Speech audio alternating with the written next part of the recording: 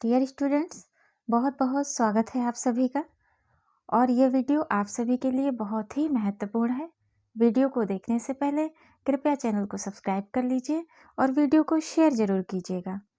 इस वीडियो में आप प्रश्न उत्तर देख रहे हैं। आरोह पुस्तक के बहुत महत्वपूर्ण ये प्रश्न उत्तर हैं, तो इनको ध्यान से देखिए, इनका अभ्यास कीजिए और इनको कहीं नोट कर लीजिए।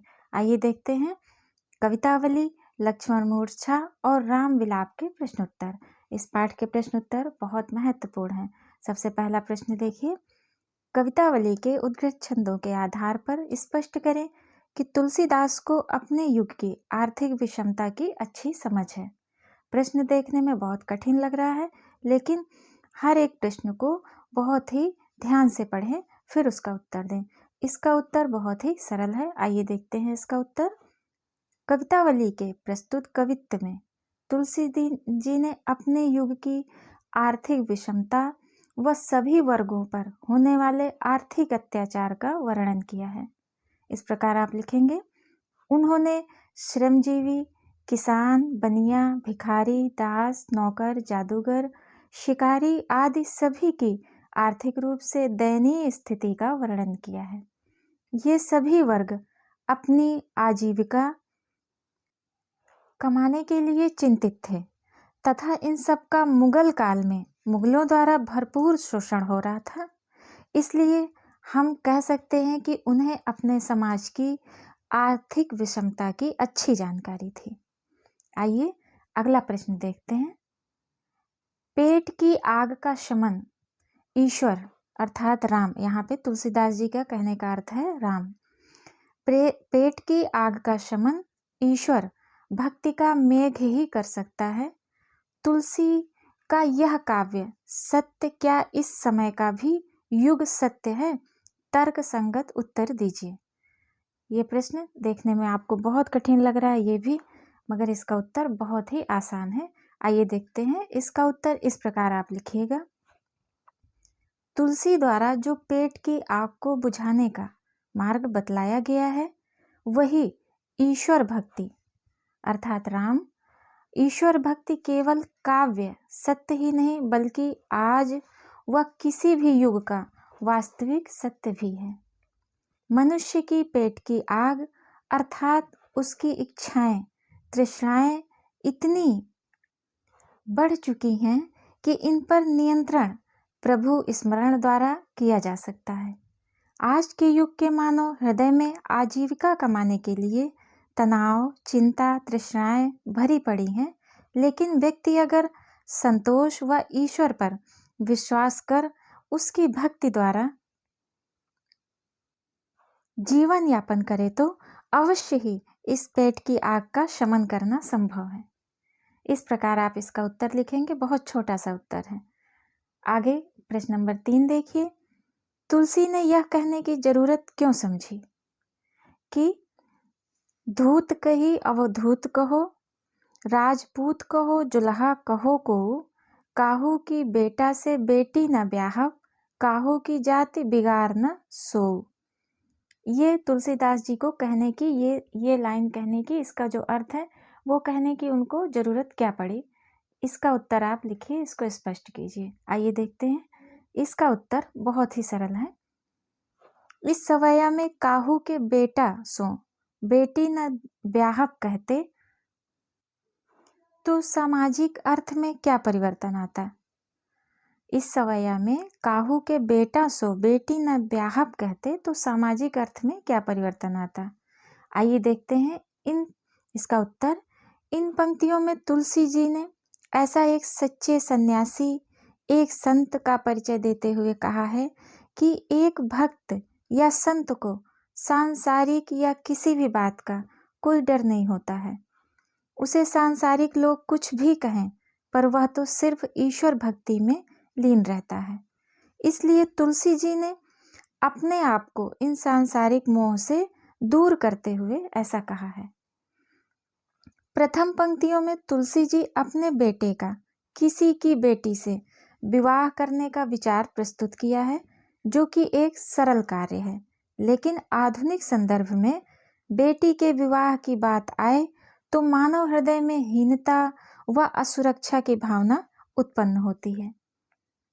लड़के की शादी में गर्व व लेने की भावना आती है, पर लड़की की शादी में भय व दहेज की भावना व्याप्त होती है।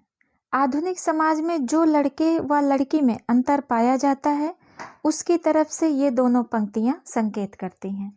इतना सा इसका उत्तर आप लिखेंगे। अगला प्रश्न देखिए, प्रश्न नंबर 4। धूत कहो वाले छंद में ऊपर से सरल व निरीह दिखलाई पड़ने वाले तुलसी की भीतरी असलियत एक स्वाभिमानी भक्त हृदय की है। इससे आप कहाँ तक सहमत हैं? इतना बड़ा ये प्रश्न लग रहा है। इसका उत्तर बहुत सरल है, बहुत आसान है। इस प्रकार लिखिए। प्रश्न इतना बड़ा देखकर बिल्कुल डरे नहीं, आराम से उसको पढ़ें और फिर उसका उत्तर लिखें।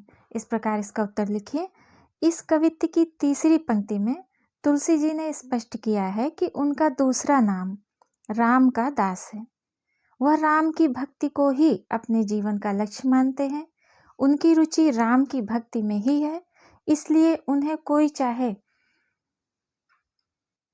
किसी भी नाम से पुकारे या फिर सांसारिक मोह में फंसाना चाहे, वह उनमें न फंसकर राम भक्ति को ही श्रेष्ठ मानते हैं।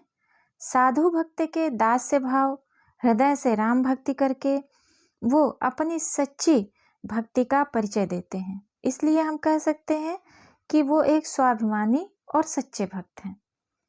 आइए अगला प्रश्न देखिए, प्रश्न नंबर 5। इसमें आपको व्याख्या करनी है। कुछ लाइन, कुछ पंक्तियां दी हुई हैं, इनकी आपको अलग अलग व्याख्या करनी है। पहला है, मम हित लाग तजेव पितु माता, सहो विपिन हित आतप बाता। इसकी व्याख्या आपको करनी है, का नंबर।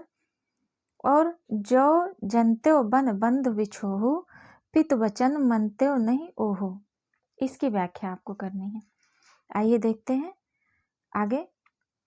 एक है, खा नंबर देखिए, जथा पंख बिनु खग अति दीना मन बिनु। अगली पंक्ति देखिए, ऊंचे नीचे करम धर्म अधर्म करी, पेट को ही पचत बेचत बेटा बेट की।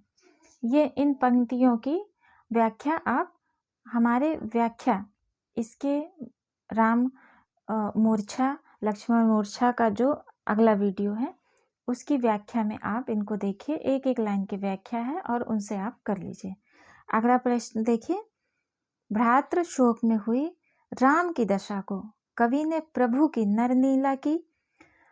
नरलीला की अपेक्षा सच्ची मानवीय अनुभूति के रूप में रचा है। क्या आप इससे सहमत हैं? तर्कपूर्ण उत्तर दीजिए। भ्रातृ शोक में, भाई के शोक में, भाई के दुख में हुई राम की दशा को, जो राम की दशा हुई है, कवि ने, तुलसीदास जी ने प्रभु की नर लीला, प्रभु की मानव लीला कहा है और उसकी अपेक्षा सच्ची मानवीय अनुभूति के रूप में रचा है। क्या आप इस बात से सहमत हैं? इसका तर्कपूर्ण उत्तर दीजिए। इसका उत्तर आप इस प्रकार लिखेंगे, बहुत ही आसान उत्तर है। तुलसीदास जी ने रामचरितमानस के द्वारा राम जी के अवतार व आदर्श मर्यादापूर्ण मानव रूप का वर्णन किया है। उन्होंने अपने रामचरितमानस में राम जी के अवतार का किस प्रकार से वर्णन किया है? आदर्श मर्यादापूर्ण मानव रूप का वर्णन किया है। लक्ष्मण मूर्छा पर राम का विलाप एक भावात्मक मार्मिक दृश्य है और इसका प्रस्तुतिकरण तुलसी जी ने बहुत ही मार्मिक तरीके से किया है।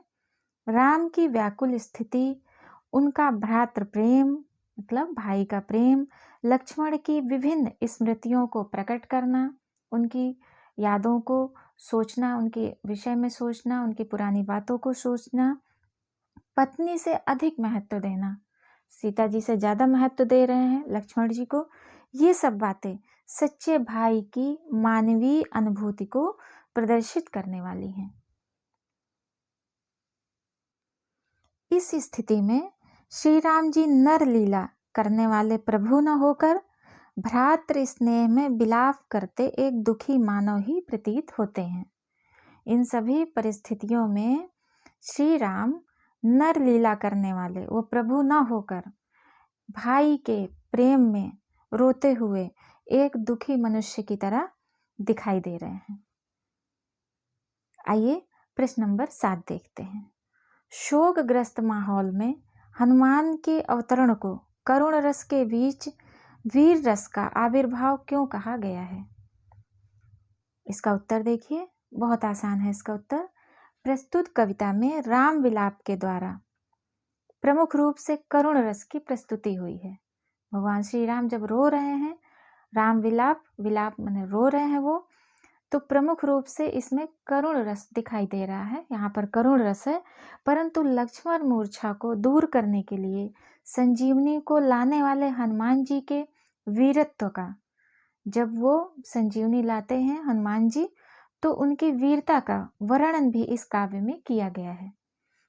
वीरत्व, वीरता का वर्णन कविता के प्रारंभिक दोहे में ही हनुमान द्वारा राम व भरत को वीरता का गुणगान किया है। हनुमान द्वारा राम व भरत का वीरता का गुणगान है। संजीवनी को लाने में विभिन्न विपत्तियों को सहन करते हुए हनुमान जी की वीरतापूर्ण सफलता तथा उनकी वीरता का व्याख्यान सुनकर रावण का क्रोधित होना सभी उसके वीर रस को दर्शाने वाले चिन्ह हैं। इन सभी में वीर रस दिखाई देता है। संजीवनी लाने के उपरांत राम का हनुमान से सहर्ष मिलना, लक्ष्मण के होश में आने के बाद उससे सहर्ष गले लगाना सचमुच करुण रस के बाद वीरता सौंदर्य को प्रदर्शित करने वाले गुण हैं। आइए अब अगला प्रश्न देखते हैं। प्रश्न नंबर 8। जय हो अवध कमन मुँह लाई, नारी हेतु प्रिय भाई गंवाई। ये पंक्ति है। और बरु अपजस सहत्यों जग माही, नारी हानि विशेष क्षति नाही। ये इन लाइनों की, इन पंक्तियों का से संबंधित आपका ये प्रश्न है। भाई के शोक में डूबे राम के इस प्रलाप वचन में स्त्री के प्रति कैसा सामाजिक दृष्टिकोण संभावित है? अब इस प्रश्न का उत्तर देखिए। इन लाइनों में जो नारी का दृष्टिकोण है, सामाजिक दृष्टिकोण है, किस प्रकार का दिखाई दे रहा है इन पंक्तियों में, वो आपको इस प्रश्न में, ये उत्तर में बताना है। आइए देखते हैं इसका उत्तर। इस प्रकार है। तुलसी जी ने रामचरितमानस में राम जी के मर्यादा स्वरूप का वर्णन किया है। उनको मर्यादा पुरुषोत्तम कहकर उनको संबोधित किया है। उनकी अनुभूति एक आदर्श मानव की है। उन्होंने रामचरितमानस में आदर्श मानव का चरित्र प्रस्तुत किया है। श्री राम जी जहाँ एक ओर आदर्श पति हैं, वहीं दूसरी ओर एक आदर्श भाई भी हैं।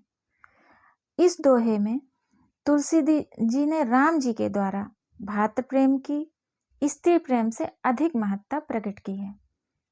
उन्होंने कहा है इस चौपाई में कि भाई का प्रेम ज्यादा महत्वपूर्ण है, स्त्री का प्रेम महत्वपूर्ण नहीं है। श्री राम जी समाज भय व लोक निंदा के भय से कहते हैं, वो रो रहे हैं, विलाप कर रहे हैं लक्ष्मण जी के मूर्छित होने पर, और वो समाज के भय और लोगों की निंदा के भय से वो कहते हैं कि नारी को, पत्नी को खो देना भाई को खोने से अच्छा है, क्योंकि समाज में नारियां तो और भी मिल सकती हैं, लेकिन भाई नहीं मिल सकता। इस प्रकार तुलसी जी ने नारी का समाज में तुच्छ स्थान दर्शाया है, तुच्छ नीचे स्थान दर्शाया है, मतलब कुछ नहीं, नारी के प्रति हीन भाव का दृष्टिकोण प्रस्तुत किया है तुलसीदास जी ने इस चौपाई में। राम जी कहते हैं कि जय हो अवध कवन मुँह लाई, मैं अपना कौन सा मुँह लेके अयोध्या को जाऊंगा। सब लोग यही कहेंगे मुझे कि पत्नी के लिए अपने भाई को खो दिया इन्होंने, पत्नी के मोह में इन्होंने अपने भाई को खो दिया, ये मैं अपयश लेकर कौन सा मुँह लेकर के अयोध्या को जाऊंगा। डियर स्टूडेंट्स, इस प्रकार आपने ये प्रश्न उत्तर देखे। आपकी आरोह पुस्तक के ये प्रश्न उत्तर हैं, बहुत महत्वपूर्ण है, बहुत पूछे जाते हैं, तो इनको ध्यान से नोट कर लीजिए। हमारा ये वीडियो देखने के लिए बहुत बहुत धन्यवाद, और हमारे सभी वीडियो की सराहना करने के लिए बहुत बहुत धन्यवाद। आशा करते हैं कि हम इसी प्रकार और भी उपयोगी वीडियो आपके लिए लाते रहेंगे। Have a nice day. हम आपके मंगल जीवन की कामना करते हैं।